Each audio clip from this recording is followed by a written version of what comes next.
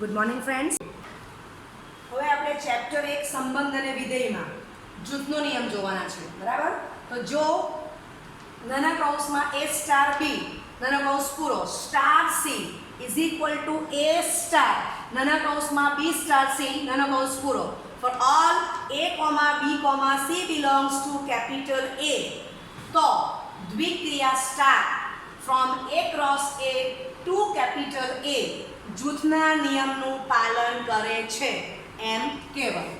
Okay, હવે અહીંયા હું તમને એક એક્ઝામ્પલ આપું છું. સ્ટાર એ દાખલો એક્સ્ટ્રા લીધો છે. સ્ટાર એ કેપિટલ આર પર A star B is equal to A B દ્વારા વ્યાખ્યાયિત છે. બરાબર? હવે અહીંયા મારે જોવાનું છે કે દ્વિક્રિયા જૂથના નિયમનું પાલન કરે છે કે નહીં. સમજાય છે? તો પહેલું તો મારે અહીંયા દ્વિક્રિયા છે કે તે જ પહેલું ચેક કરવું પડે. તો આ મેં લખેલું જ છે. બરાબર છે? ઓકે,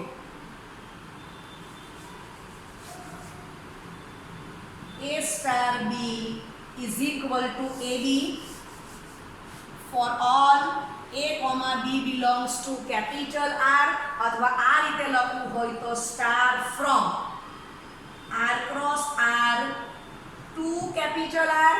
બરાબર છે? ચાલો, હવે અહીંથી મને સમજ પડે કોઈ પણ વેલ્યુ a ને b ની હું R માંથી લઈશ તો a બેનો ગુણાકાર ab એ R માં આવવાનો જ છે. તો સ્પષ્ટ છે કે this belongs to capital R. મને ખ્યાલ આવી જાય છે. તમને ન સમજ પડે તો એક્ઝામ્પલ લઈ 1 સ્ટાર 2 લખું છું. આગળ આવી ગયું છે.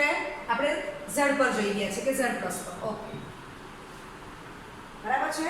1 into 2 R. બરાબર છે? ઓકે, માટે સ્ટાર a કેપિટલ R પર દ્વિક્રિયા છે તો જ આમાં આપણે આગળ જઈશું. તો જ જોવાનું ને કે દ્વિક્રિયા સ્ટાર એ જૂથના નિયમનું પાલન કરે છે કે નહીં. ઓકે, ચાલો હવે 1 સ્ટાર 2 લીધું છે. ઓકે, હવે એટલે આપણે a ની વેલ્યુ 1 લીધી, b ની વેલ્યુ 2 લીધી છે. તો c ની વેલ્યુ હું 3 લઈ લઉં છું. બરાબર છે? આ a ની વેલ્યુ 1 2 3 સોરી a ની વેલ્યુ 1, b ની વેલ્યુ 2, c ની વેલ્યુ 3 એ ત્રણ વેલ્યુ કેવી છે? બિલોંગ્સ ટુ n માં તો આવે જ છે. n subset z subset q subset r. જાણી જોઈને હું આ જ વેલ્યુઓ પસંદ કરું છું n પ્રમાણે કે જે r માં આવવાની જ છે. તો તમને દાખલો બહારનો પૂછે તો r ને બદલે n પૂછી લઈ તો પણ મને આ જ વેલ્યુ તમને રાઇટિંગમાં કામ લાગશે. તમને સરળતા રહે એટલા માટે હું સ્મોલ વેલ્યુ પસંદ કરું છું અને ધન પૂર્ણાંક જ પસંદ કરું છું. ચાલો, હવે આપણે વેલ્યુ મૂકશું. ચેક કરીએ. a star b bracket over star c કિંમત મૂકો તો 1 સ્ટાર 2 સ્ટાર 3 તો 1 સ્ટાર 2 એ બે આવી જ ગયેલા છે. તો સીધી વેલ્યુ મૂકી દેમ 2 સ્ટાર 3. હવે તેનો પાછો ગુણાકાર 2 into 3 6 તો 6 belongs to capital R તો છે જ, એમાં તો આવવું જ જોઈએ. ઓકે, હવે a સ્ટાર બ્રેકેટમાં b સ્ટાર c તો ઇઝ ઇક્વલ ટુ 1 સ્ટાર બ્રેકેટમાં 2 સ્ટાર 3. રાઈટ? ઓકે, ચાલો, તો 2 સ્ટાર 3 તમને ખબર જ છે 2 into 3 6 થવાના. અહીંયા હું 6 મૂકી જ દઉં છું. બરાબર? સીધી આની કિંમત મૂકી દીધી. ચાલો, 1 સ્ટાર 6 તો 1 into 6 6 તો 6 belongs to capital R આવી ગયા. બરાબર છે? તો બંનેની વેલ્યુ જે આવી એ belongs to R માં તો છે જ. ક્લિયર? માટે R માં છે અને વધારામાં શું થાય છે? a star b star c is equal to a star b star c થશે એમ કહી દેવાય. કારણ કે આપણે શું બતાવ્યું? 1 star 2 star 3 is equal to 1 star બ્રેકેટમાં 2 સ્ટાર 3 માટે. બરાબર? એક જ વેલ્યુ લીધી આપણે. a ની વેલ્યુ 1, b ની વેલ્યુ 2 અને c ની વેલ્યુ 3. અને પછી હું એનાલિસિસ કરી શકું છું કે આ abc ની કોઈ પણ વેલ્યુ તમે કેપિટલ R માંથી લેશો તો જૂથના નિયમનું પાલન થવાનું જ છે. માટે સ્ટાર a જૂથના નિયમનું પાલન કરે છે. ક્લિયર? ઓકે, હવે બીજો એક દાખલો આપું છું.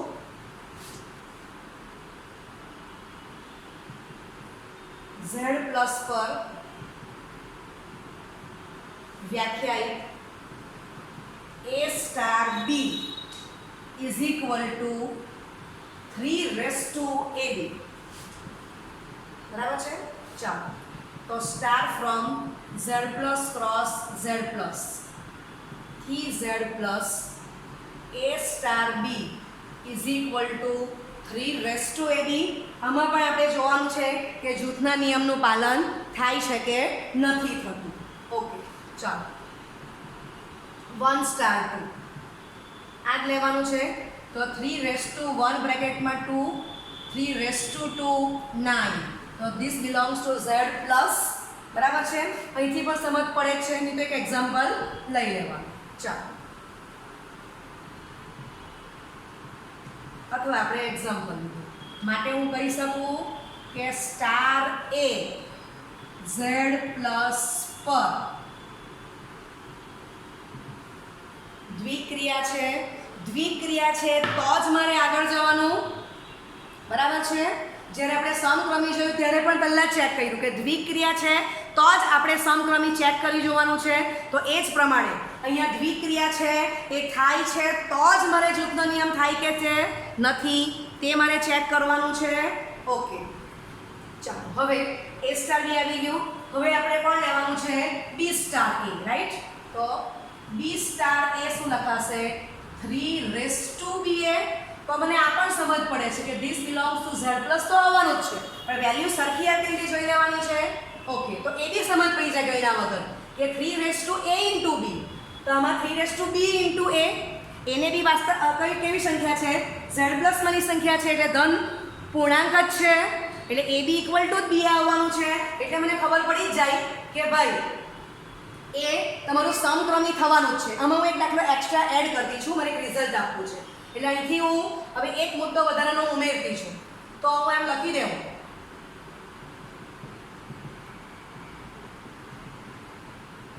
9. તો this belongs to z plus. બરાબર છે? ઓકે, તો હું આમ કહી શકું છું કે માટે 1 star 2 is equal two 2 star 1. માટે a star b is equal two b star a.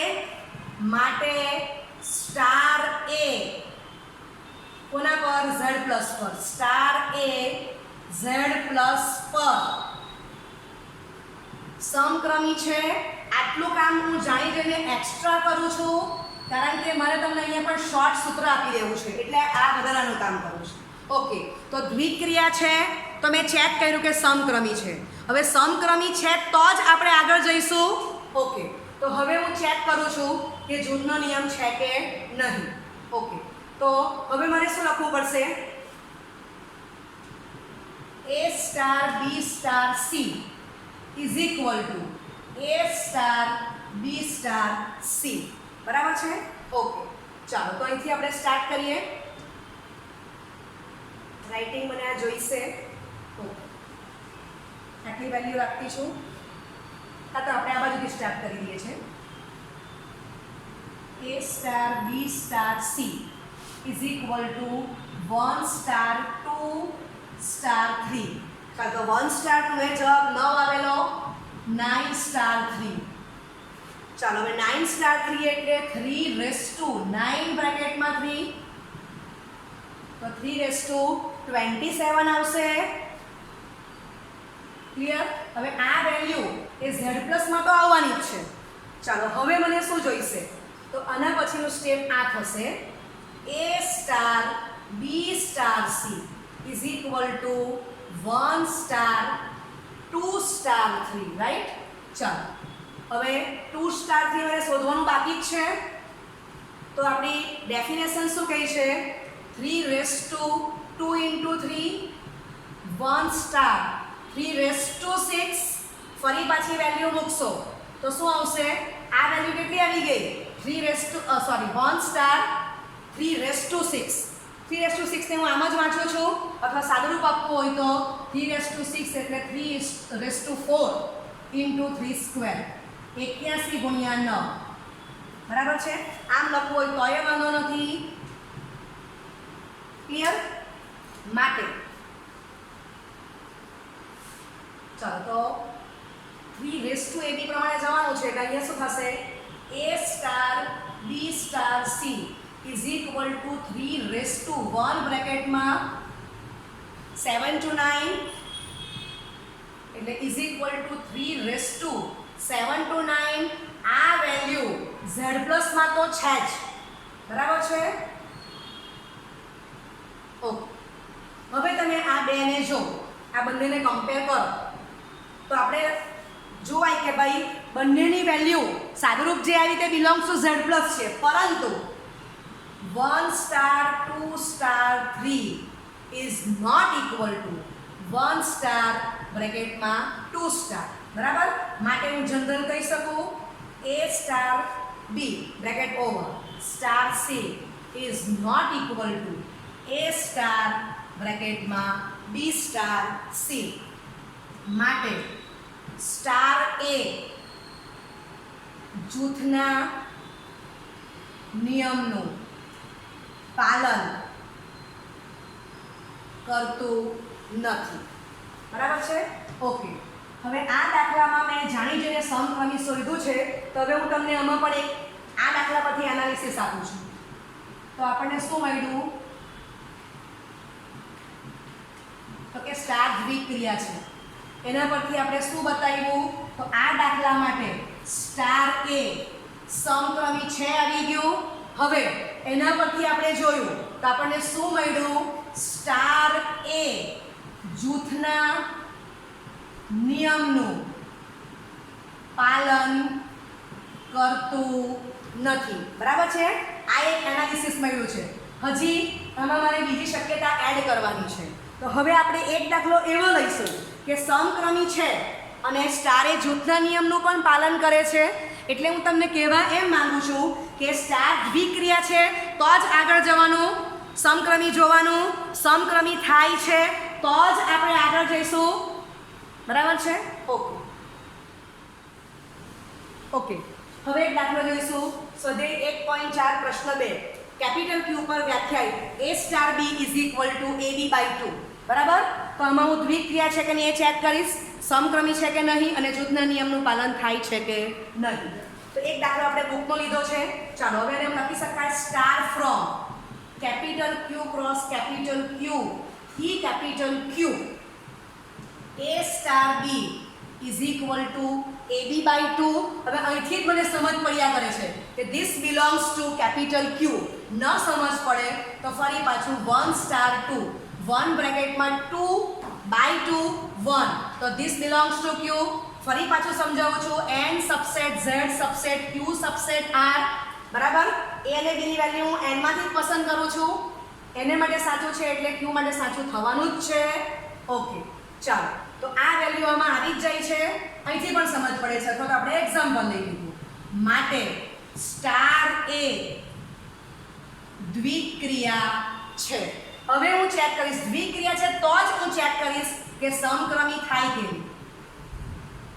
તો સમક્રમી પણ થવાનું જ છે. આ વેલ્યુ 1 માં તો આવી જ ગઈ તો હું લખી શકું માટે 1 * 2 = 2 * 1 માટે a * b = b * a માટે સ્ટાર a કેપિટલ Q પર સમક્રમી દ્વિક્રિયા છે.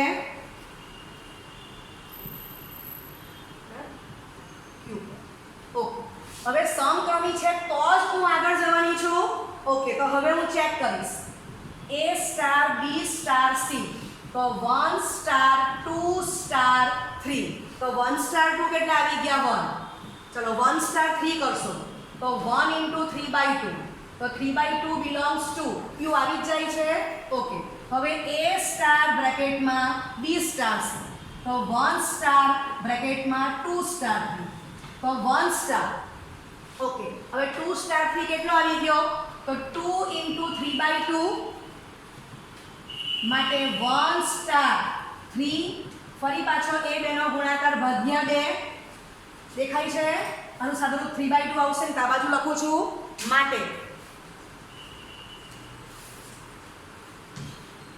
માટે a સ્ટાર બ્રેકેટમાં b star c is equal to 1 star બ્રેકેટમાં 2 સ્ટાર 3 નું સાદુરૂપ કેટલું આવી ગયું 3/2 ધીસ બિલોંગ્સ ટુ q બરાબર છે તો બંનેની કિંમત બિલોંગ્સ ટુ q માં તો છે જ અને વધારામાં એ વેલ્યુ સરખી પણ આવી જાય છે ક્લિયર માટે હું જનરલ કહી શકું બ્રેકેટમાં a star b bracket over star c is equal to a star બ્રેકેટમાં b સ્ટાર c માટે સ્ટાર a કેપિટલ Q પર જૂથના નિયમનું પાલન કરે છે સમજાયું ઓકે તો હમણાં આપણે બે દાખલા છેલ્લા એવા લીધા કે જેમાં સ્ટાર દ્વિક્રિયા છે તો તમને એના પરથી હું શોર્ટ સૂત્ર આપી દઉં છું એટલે તમારે બધું ગણવાની જરૂર નથી એમસીક્યુ માટે તમને કામ લાગશે તો આપણે એનું એનાલિસિસ કરીએ છેલ્લા બે દાખલાનું સ્ટાર દ્વિક્રિયા છે બરાબર જે ગણપરસ તેમાં થતી હોય તો સ્ટાર એ દ્વિક્રિયા છે તો એના પરથી હું એમ કહેવાની છું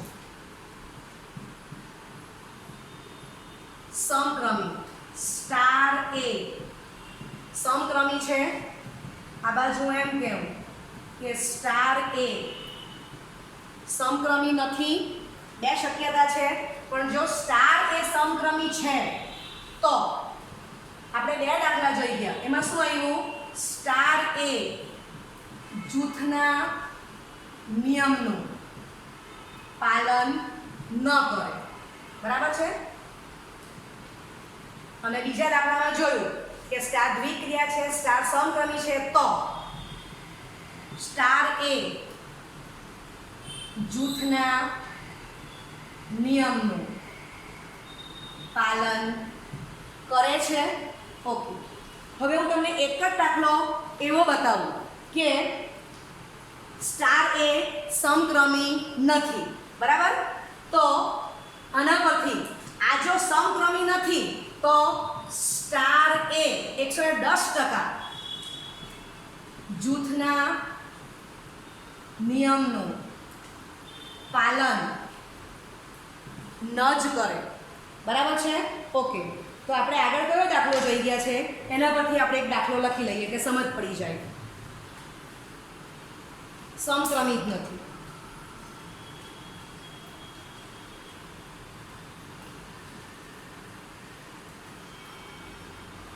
સમક્રમિત નથી તો જૂથના નિયમને થાય કે નહીં ચેક નથી જ કરવાનું ડાયરેક્ટ જ સમજણ પડી જાય છે ઓકે તો લખીએ એક દાખલો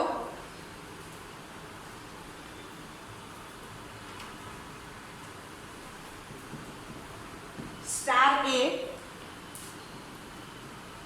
કેપિટલ આર પર a star B is equal to a into B cube બરાબર છે તો એ દાખલામાં શું આવ્યું દ્વિક્રિયા છે પરંતુ સમક્રમી નથી જ આવવાનું સમક્રમી નથી આવવાનું એટલે જૂથના નિયમનું પાલન નથી જ થવાનું